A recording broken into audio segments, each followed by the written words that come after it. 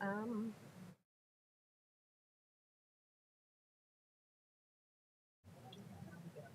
we go. We'll call the meeting to order. Please rise and join us in the Pledge of Allegiance. I pledge allegiance to the flag of the United States of America and to the republic for which it stands, one nation, under God, indivisible, with liberty and justice for all. All right, good afternoon, everybody. All right, we do have somebody wishing to address the school board on non-agenda items. So I'm just going to read a brief, just that you have 5 minutes, and we've got a timer. She's got a sign that gives you a minute and 30 seconds, not to make you nervous. And I'll just sort of summarize, just keep your comments not talking about anybody specific, personnel issues. And like I said, we'll give you 5 minutes, come up and say your name and your address, and then we'll give you 5 minutes.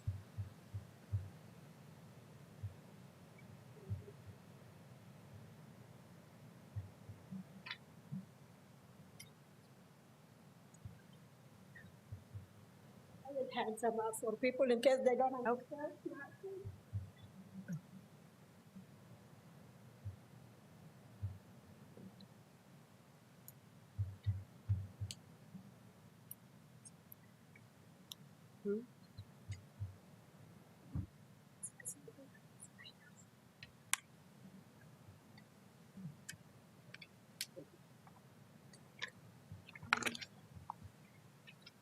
Thank you.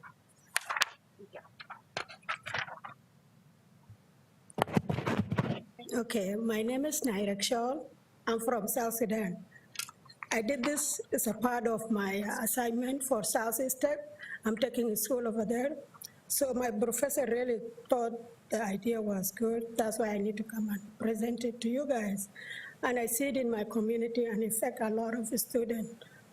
So I wrote the letter first for the school board, but I did not get any response from the school board. Then I wrote it to the mayor. So this is part of the letter that I wrote to the mayor. This is what I'm gonna read.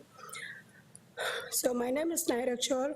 I'm from South Sudan. I moved to United States in 2009, and I have been living here in Sioux Falls for over 13 years. I'm married, and I have 4 kids. All of my children were born here in US. Both my husband and I have a bachelor's degree back home in Africa. As a member of immigrant community and concerned mother, I'm writing to bring attention to a topic that's important to me and my community. My family and I have a lived experience with this, and I feel strongly about it. Our kids get to sign automatically for English language learner, which is ELL, just because my husband and I speak additional language beside English. Attending these classes require my children to be taken out of their other classes.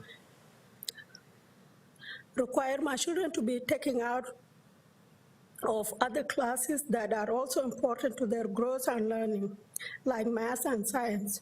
Unfortunately, when this happens, our children are missing out on learning this important subject. All of my children have learned English at home, and they grow up here, and they grew up here and have learned English since the day they were born. At this time, we do not feel like ELL classes are necessary. We feel it is important for kids to attend their regular classes, unless testing has shown that they need extra services. Respectfully, I would like to request that or encourage the local school to review the student individually to give if they really need the ELL classes or not. My children are comfortable with the English language and do not need these classes as much as I feel they need the other classes to succeed in school and beyond. I believe less students in ELL classes would also elevate the load of work for this teacher. and also help their main course instructor to more effectively build relationship with our children and assist them to grow in their learning. I appreciate the time and the effort the school board put onto protecting our children and giving them the opportunity to learn. I hope you can encourage the school board to consider this change. Thank you so much. Thank you very much. Yeah. So we don't respond during public input. It's just, I didn't want you to think that we weren't, since you hadn't been here before, so we just listen and take in. What I would recommend is you talk to your teacher and your principal at your building so you can get more information as to why this actually does occur. It's mandated that with ELL, how it's handled and so forth in the school, but they can give you more specifics on that and so forth. So. Thank you. Thank you. Thank you. Okay. We do not have any persons wishing to address the school board on agenda items. We'll move on to approval of minutes of our meeting on October 5th, 2022. Can I get a motion and a second, please? So moved. Second. All those in favor signify by saying aye. Aye. Opposed, same sign. That motion passes. We have no new conflicts of interest, so we'll move on to item 8, approval of the consent agenda. Can I get a motion and a second, please? So moved. Second. All those in favor signify by saying aye. Aye. Opposed, same sign. That passes. And we are on to the reports of the president. The first one is academic program update, community health worker.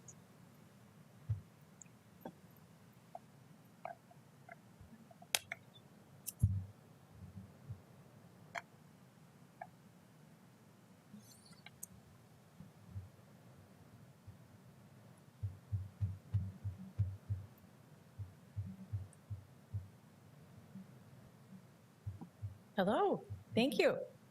I didn't know I was going first. I was looking at the agenda and I thought I was back at the end there. So I'm happy to go ahead and proceed with the function here. We moved through the first several items very quickly. Very quickly. Okay, perfect. My name is Angela Landine, and I am the new program director for Southeast Tech and our new community health worker program. And over here, I have a few of my students who have come just to lend support to myself, but to also just be supporting the program. Very happy to be here. They're in the area. So if you don't mind, I'll just kind of continue. I'm gonna bring this over here. Even though I am quite loud, you probably could hear me even. So just to kind of go into what a community health worker is, this is really the biggest question I'm getting from a lot of people because it's so brand new, nobody has heard of it. But this is the definition from the American Public Health Association, and the APHA is our kind of our largest public health quasi professional association, and so a lot of policies come through APHA. But really, in a nutshell, it is a frontline public health worker, and they're also the trusted members of the community. They have an understanding of the community and are able to be really, I think of it as a bridge, and that's, you can see there in that Venn diagram. You got your community health workers, you have the healthcare and social service systems, and then you have the community in which they work. Now, community doesn't have to just be a geographic area. Community can be HIV community. It could be LGBTQ community, okay? So it doesn't have to just be a geographic place. But the people that we're putting into these roles know that community and are able to connect them to services. So in South Dakota, like I said, I have a little bit of a timeline we can go through too, but just to kind of give you the scope of work for CHW, and this is South Dakota specific. We're looking for these new CHWs to be health system navigators and resource coordinators. That is really the biggest part to their scope of work. Also health promotion and coaching. We want to be able to have this person help their client make those long-term behavior changes to hopefully come out with better health outcomes. And when you think of it, you go to the clinic, you go to your practitioner, you might get a care plan. Say you have diabetes, you get your care plan, you know what you're supposed to do. Well, unfortunately, there's no time in the day for that practitioner or the nurses to follow up with their patients. So that is where the community health worker comes in to kind of take that baton and then be able to make sure that that care plan is being coordinated and followed, and then also ensuring that all of the needed things that they might need before they get back to see their practitioner, they get those resources they need. Okay, and then also the health education. You know, they're going to make sure that that diabetes, they understand how to control and manage that diabetes, making sure that they're checking their sugars. They know that they need to be eating better, healthier, exercising a little, not drinking so much alcohol and smoking. Some of these precursors, risk factors for the diabetes. So our titles we have in South Dakota is we have a certificate level CHW, and like I said, this is also brand new, at least for Southeast Tech, it is brand new for us. We're working toward having more of a formal definition of the CHW certification, and we are working on that right now as a group. But again, we will have this as a voluntary certification in the future. We also have community health representatives. Now, this is going to be mostly with IHS, different IHS functions. And many people don't know this, but we've had CHRs, and we call them community health representatives. We have had CHRs in the state for some 60, 70 years. We just never got to put in those community health workers and to grow it. So I don't know if you can see this. I can kind of go through this a little bit. So like I said, we are brand new starting this semester in 2022, but all of this work really started a long time ago. I mean, gosh, it's already 7 years ago. So in 2015, Department of Health knew that we needed to kind of look at this landscape. We're a very rural state, and really in many places even frontier, it's even past rural. We know we want to have these community health workers in all of these little small towns and places being able to connect those services to their clients or their patients. So this started in 2015. They did an environmental scan. From that, we found that, yes, we absolutely do need to push forward the CHW work. It's been going on in other states, and we were really one of the last states to kind of put it together, which I'm not sure why, but we are way ahead of the game even before that now. So now we have kind of getting into 2019, CHW services now have been covered by Medicaid for free fee-for-service reimbursement.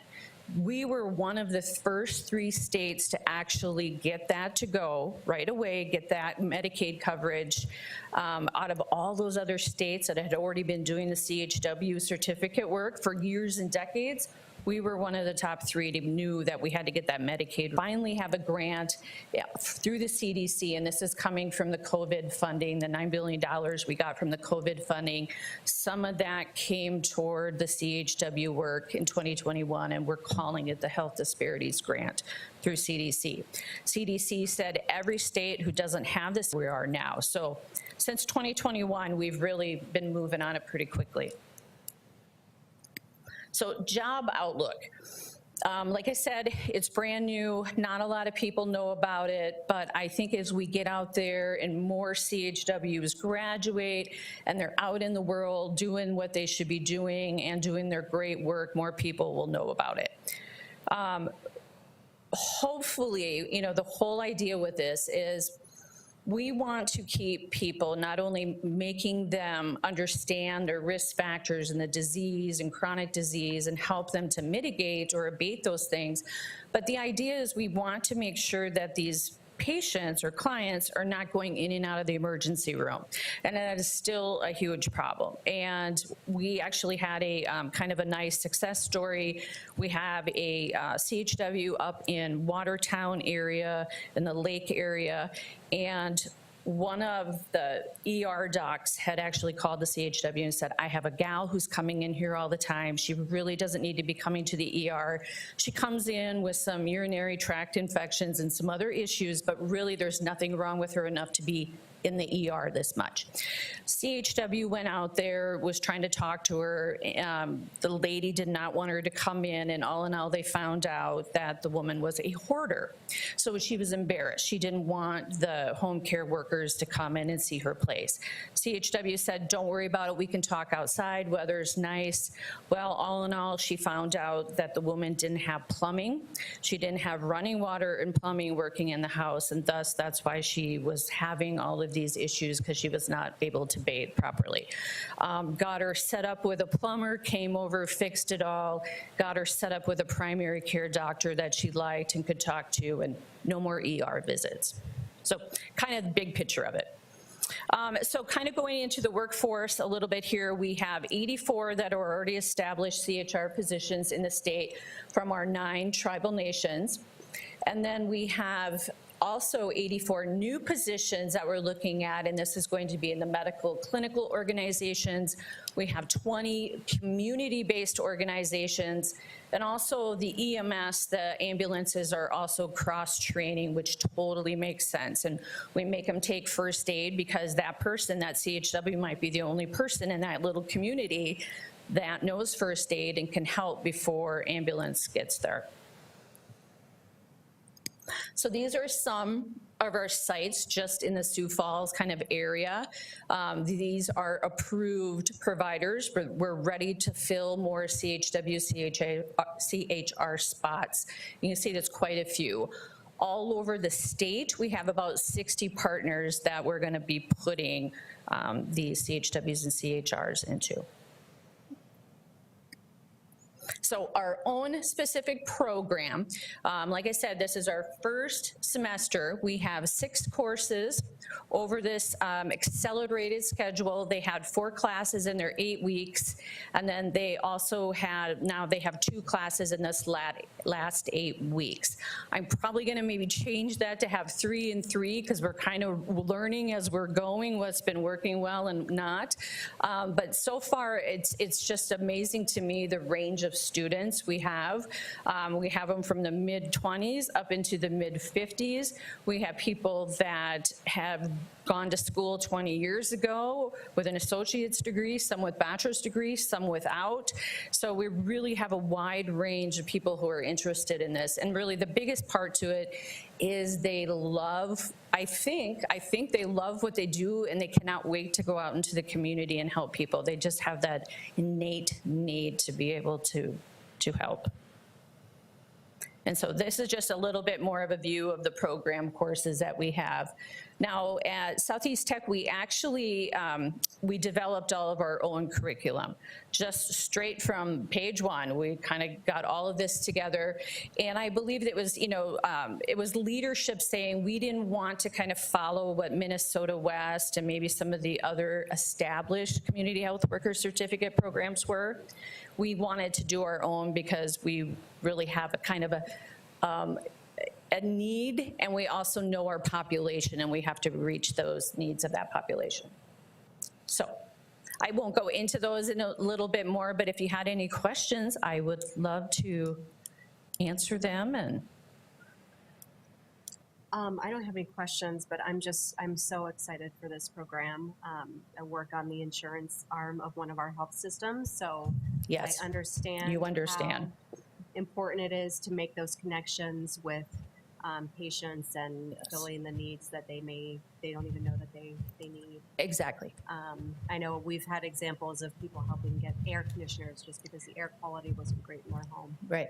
So I think it's a fantastic program. It's such an amazing opportunity for us to have it here at Southeast Tech, especially with both Sanford and Avera. Yep. And then obviously our broader community around us and statewide. Right. So I'm super excited, and it sounds like you've got some excited yes, students.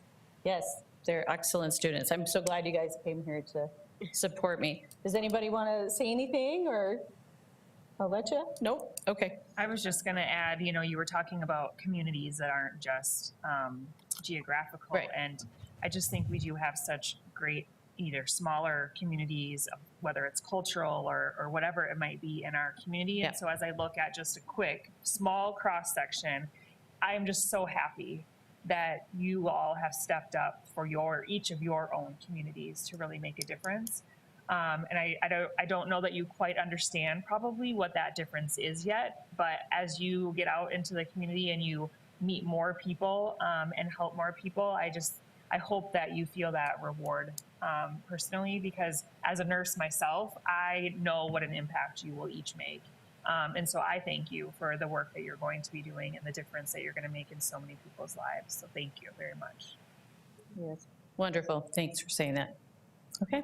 Any other questions or comments? All right. All right. Well, thank you for your support. Thank you. Can I get a motion and second to acknowledge the academic program update for community health workers? So moved. Second. All those in favor signify by saying aye. Aye. Pose same sign. Motion passes. On to the accessibility services update.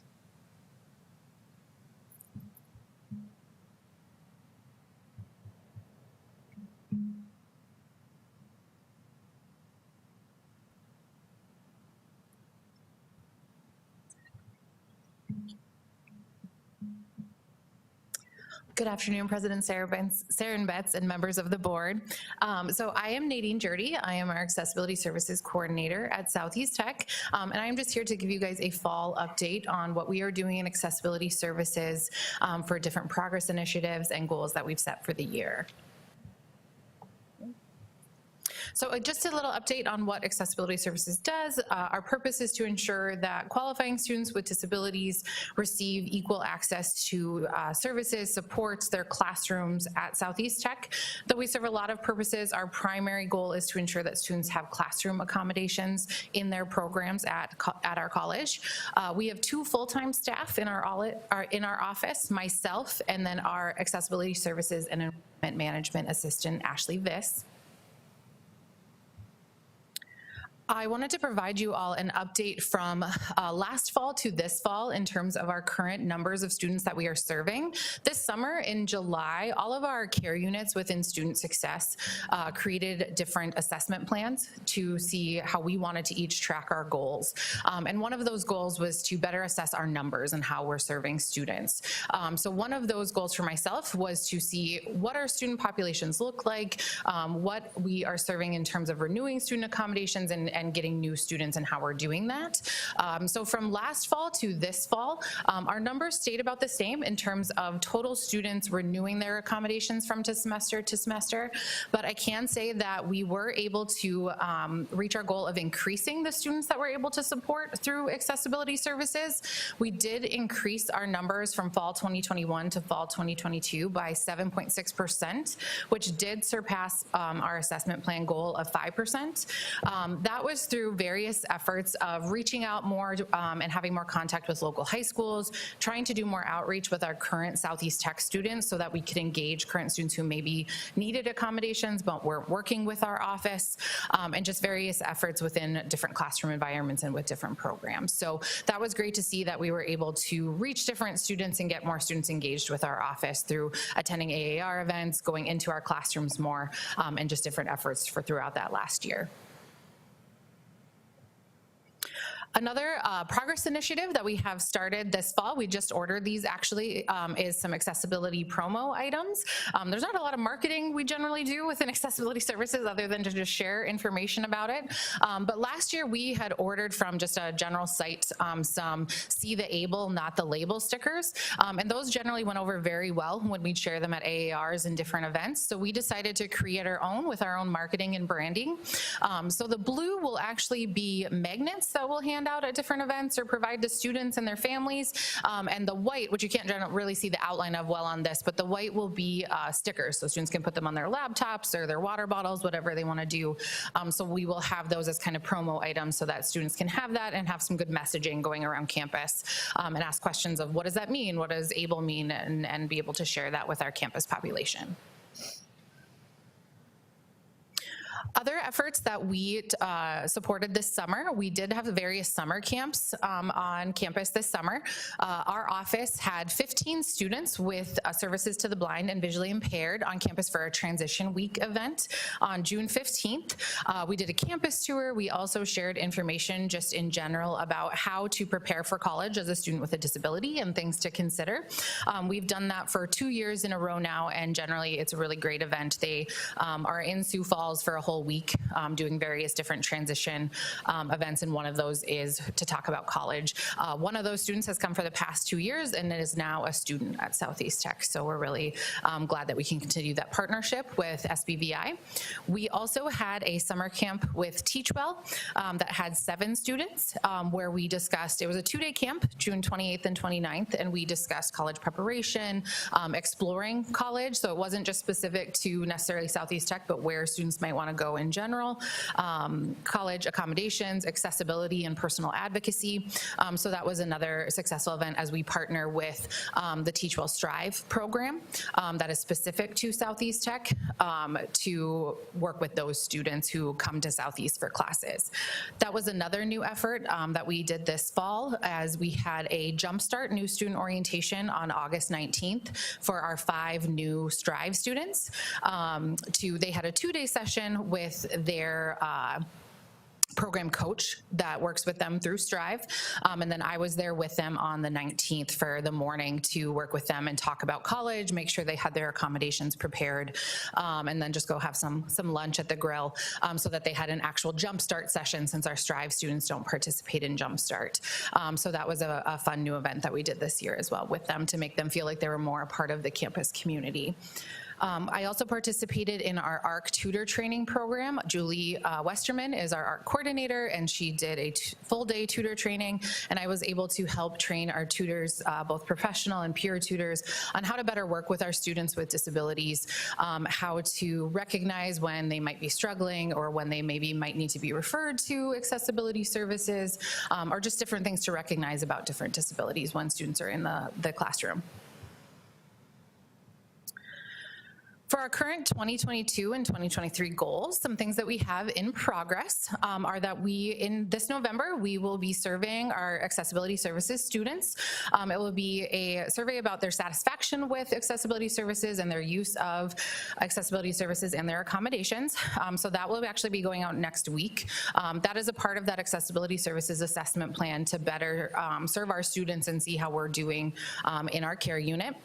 We are also currently modifying our ESA, our emotional support animal documents. Since we do have housing on campus, we do allow emotional support animals, and we're just working on modifying and updating those documents and sending those to our marketing department to make sure that that's STC branded as well. We were also lucky enough to apply for and receive one of the inaugural STC Foundation $1,500 grants, and we will be utilizing that funding to start an accessibility employee training program. So currently working on reaching out to 2 experts in the field of accessibility and the ADA to come to campus this spring to speak on. One will be more in the form of program technical standards and how our programs can apply those effectively for accessibility, as well as another speaker to speak to ADA and the legalities of it and how that applies to higher education. So we're very thankful to have been able to apply for that and receive that grant to better serve our students and our campus on learning about accessibility. Upcoming, we'll also be continuing this semester. We started implementing, Ashley, my assistant, went into every one of our student success 100 classes and a few of our gen ed classrooms to just present on accessibility services. We think that helped get students in the door and just feel more comfortable coming in to say, hey, I might need this and I wasn't comfortable before this. So she will continue each semester just going in and doing that little bit of a plug and reminding students that we're there. And also this spring, we will be working closely with the registrar's office to help develop a plan for priority registration. Many colleges allow students with disabilities who actively work with that office to register for classes on the first day of registration for that next semester. So we'll be working with a plan to see if we can also implement that for our students, so long as they've met all of the other registration obligations. So those are my accessibility service updates for you all. Do you have any questions? It's wonderful. Thank you. I hope you much success. Thank you very much. My son has used this type of service at college, and it's just, it's really helped him because he's deaf in one ear. And so, like, especially during COVID with masking and all that. Oh, so yes. to hear what the professors or other students were taking, and the services, it's so necessary so our students could succeed. So thank you. You're welcome. Thank you. Thank you for the update. Appreciate all the information. A lot I never heard that we had. So Great. Always love to get these reports and understand more of the services that we provide our students. So important. Wonderful. Thank you all. Yeah, thank you. Any other questions, comments? Can I get a motion to acknowledge the accessibility services update? So moved. Second. All those in favor signify by saying aye. Aye. Aye. Pose same sign. That motion passes. Now we're on to our last report, Quality Initiative Update. Good afternoon, President Servants and members of the board. Phoenicia Homan, Associate VP for Institutional Effectiveness. As we continue to prepare for our HLC reaccreditation visit in April, I'm sorry, but you're stuck with me on a very regular basis with some updates. So as part of that, yeah. So as part of the process, and you've seen some of these before, but we wanted to focus in on some of the specific components. So this afternoon, I'll just provide you a highlight or a recap of the quality initiative. So in the usually 10-year cycle, in years 7 through 10, all institutions are expected to put together a quality initiative, which is some sort of project that has a meaningful impact on their community and on their campus. And so about 3 years ago at this time, we made the decision to apply to HLC's Assessment Academy. So that's one of the options. And we were accepted, and it was delayed a little bit with COVID. And so it was 2 years ago that that academy started. And it's a team right now of 7 of us that are, we put together this project, and we just came back, 5 of the 7 of us just came back from Chicago with the Midpoint Roundtable.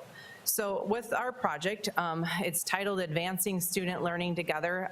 Nick Schneider and Nadine Jurdy are serving on that team. So Nick is with academics, Nadine with accessibility services. Mandy Fry serves from admissions. Joellen Deshaw and Dennis Peters serve as far as academics, program instructors, and then Amanda Borman has joined us from the IT perspective. So it's a wide variety of perspectives on campus. During the roundtable last week, we were tasked with really taking a critical look at our project and seeing, do we make any changes, or what are we going to do in these remaining 2 years? So this will span past the actual visit, but we'll have a fairly significant report that will be included as part of that. So we reorganized our goals just a little bit, and the first one is to provide, originally we said just training and development, but we realized the importance of providing ongoing training and development. So the Mission Possible and IE Days are 2 very critical pieces that have come out of this project, and we've been doing new faculty assessment trainings for quite some time, but we really want to, part of this is our goal is to develop and facilitate intermediate and advanced trainings to continue the development of not just faculty, but all stakeholders and staff. And you could hear just from what Nadine just shared, it was really, Megan bumped me even, we're like, it's working, because that was one of the pieces of it where all these programs and departments have established goals and are tracking how they're making progress on them. The one that we reorganized the most is this second one. So we've updated it to say facilitate campus-wide assessment, engagement, and collaboration. One of the big pieces and expectation is that we have co-curricular assessment, and we've kind of started and stopped and haven't really got our traction with that. But we got some great ideas from the scholars and mentors at HLC last week, and tomorrow the team will be proposing 3 co-curricular outcomes that are defined and a plan for that to campus. So I think we feel good about the momentum that we have there.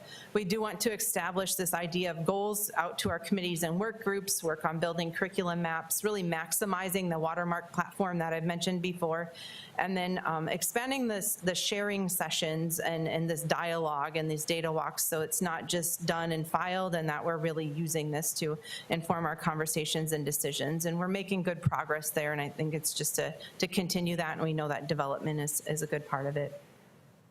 we're really grateful that Amanda Borman was able to join the team as far as this third goal with our data management plan and supports, knowing that we've got our learning goals, but so much of that is informed by what's the data, right now a lot of that's demographic data, but we're going to be continue to work on formalizing a data dictionary that defines, if we're talking retention, well, that's different if we're talking Board of Tech Ed or iPads, and sorting those out so folks have a common understanding.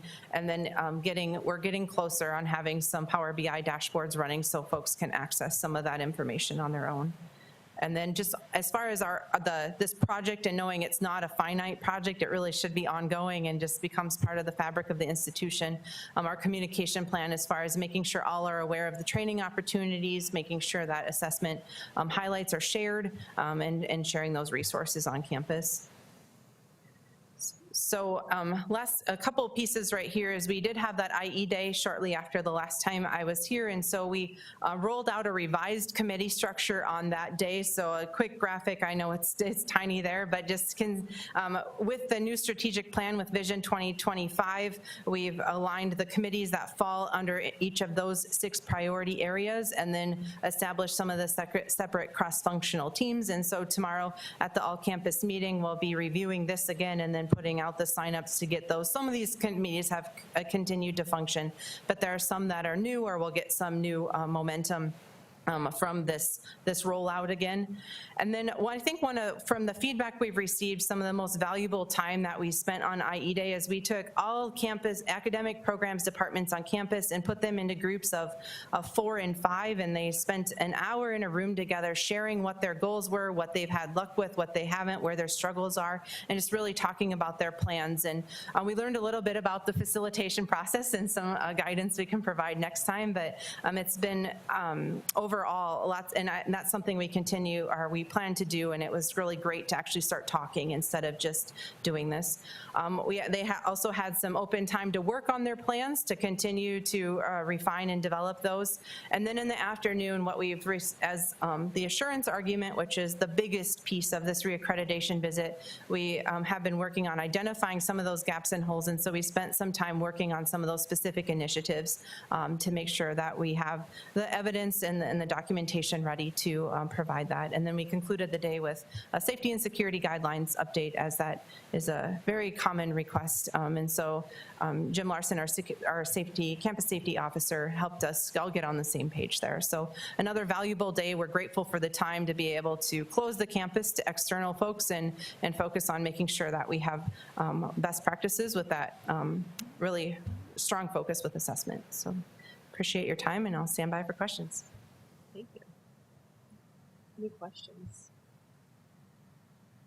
No, I think when we had met with President Griggs last week, I just shared that I didn't even know there was such a thing as like a workshop you could go to kind of do a checkpoint. And I just think what a valuable experience that is for you to be able to take the work that you have been doing and have an outside person or persons be able to ask you questions that maybe haven't been asked within your group to really get you to think about things. And so listening to the things that you talked about, I can tell that definitely happened. And so what a valuable experience for the group that's working on this, but then everybody else that's going to benefit from that as well. So very fortunate that you were all able to participate in that. It is. It's a large financial commitment to be part of the academy, but we are surrounded so even today we submitted an update, and we'll get feedback on that in a month with some hard questions and wrestling with that. And then in Chicago, the scholar we had, she's a renowned assessment expert, and just be able to bounce things off of her was very valuable. So we really appreciate the opportunity to